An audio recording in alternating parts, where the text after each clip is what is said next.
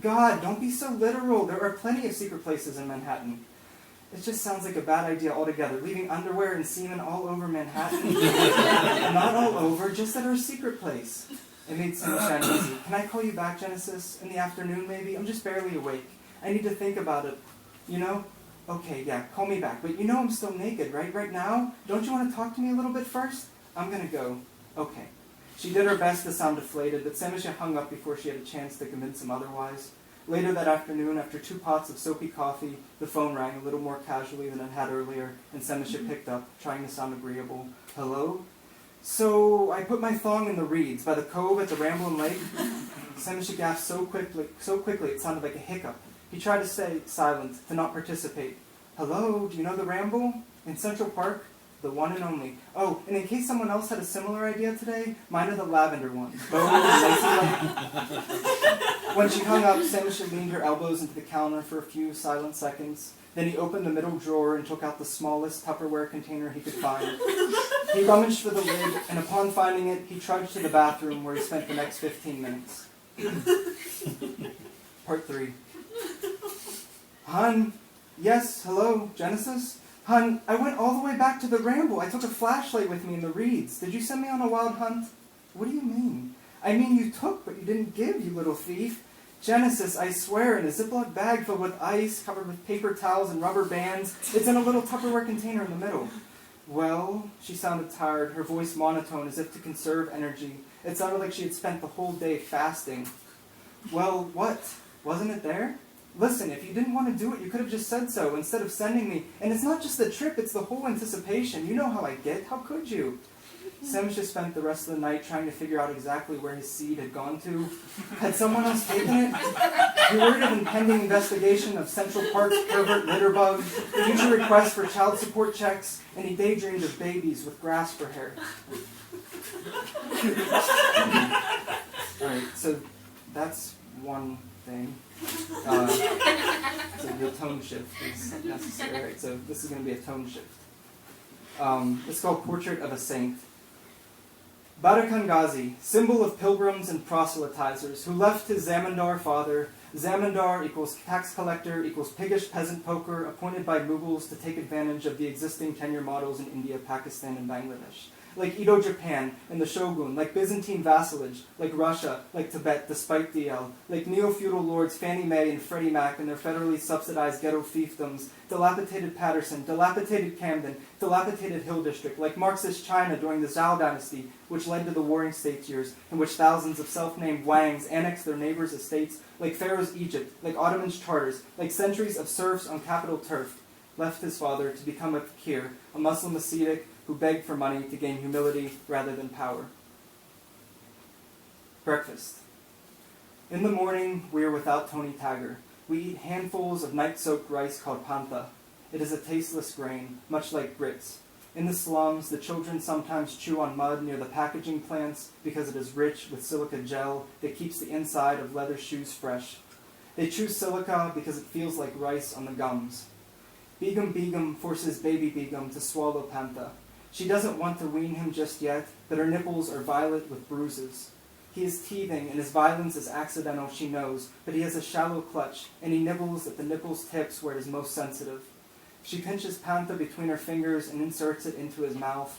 He scrapes his poking teeth against her knuckles, and her chest rises deep with breath while her nipples recover before noon meal. Ennui. This is nothing to do. This is boring. This is waiting for Dee Dee to wash, waiting to wonder about my erection, waiting for dinner, for same dinner, the last night, waiting for construction, destruction, waiting for dip to return. Until then, it's all boring, walking the perimeter of the new char, learning the curves of the new char, sniffing the banks of the new, for what? For waiting. When will Dee Dee cause my stimulation? Where is all the stimulation? Understimulated young, you, why, where is Hafiza's call to prayer? Even that I will raise to be clean and prostrate and praying. Prayer, pray. Something hurry up. Dissolution of, where is father? Napping, shutting eyes. This is boredom. This is boringdom. Dee Dee come. Dee Dee, bore me with, finally you. This is how I hide my erection.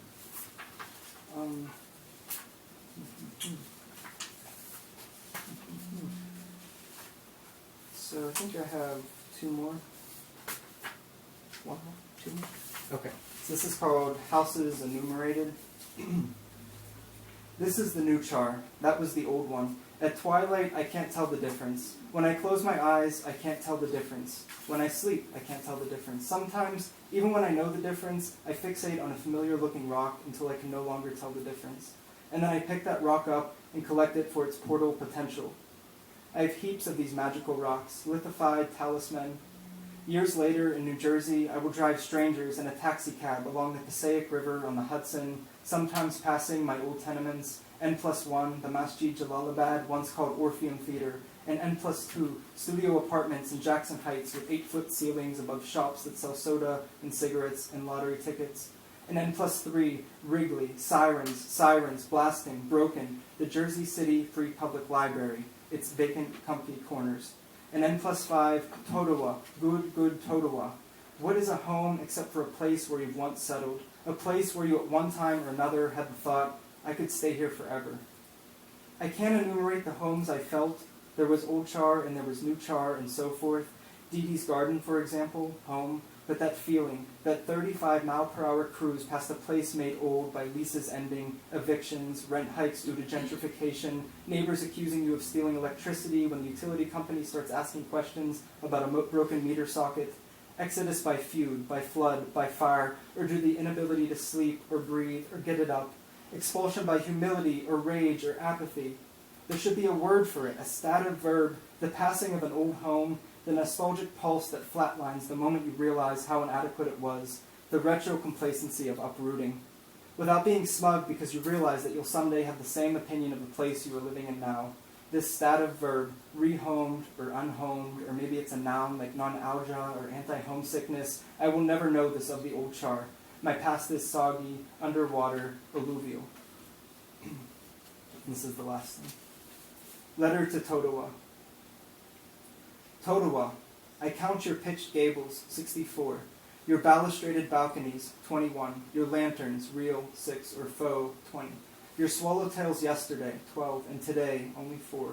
I count your parks, 2, sort of, your homeless, 11 on weekdays, your tandoori ovens, 3 and counting. I count your tampons, 2, red hydrants, 8, and pigeons, 51, 2 dead. I count your many frustrations, door slams, 5, auto horns, 9, shoulder and wrist and throat bruises, 14. Expletives, 80-some by noon before losing count. I count your 1,000 sighs before I add one myself. I approximate your sidewalk cracks and ivy leaves and graffitied bricks and shreds of litter. I count the kilometers to the olden char, 12,847. Calculate the degrees of its azimuth, 16.61. The elevation sink, negative 86 meters.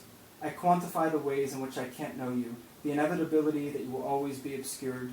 I still count the days inside of you on a quote-a-day calendar before I rip them from the seams.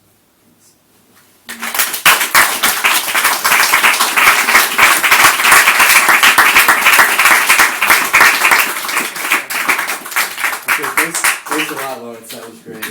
We'll give Lawrence and all our readers one more round of applause.